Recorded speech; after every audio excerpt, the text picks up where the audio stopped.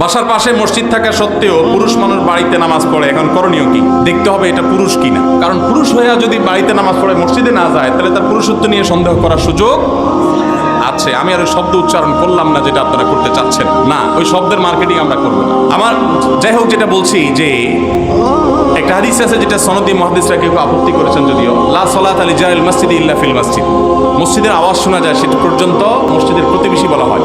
তার জন্য মসজিদে এসে নামাজ না পড়লে, বাসায় নামাজ পড়লে তার নামাজ হবে না, মানে পূর্ণাঙ্গতা পাবে না। এটা না তামাম থাকবে, অপূর্ণাঙ্গ থাকবে।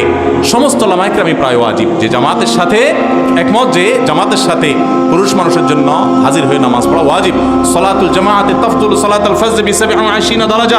একাকী নামাজ পড়ার চাইতে জামাতে নামাজ পড়লে কত গুণ সওয়াব বেশি হয় জানেন? 27 গুণ। 1 টাকায় 27 টাকা পাইলে জীবনে আপনারা কেউ 1 টাকার অফার নিতে দেখবেন, কিন্তু নামাজের ক্ষেত্রে আমরা সেটা বুঝি না। আল্লাহ আমাদেরকে বোঝার তৌফিক দান করুন।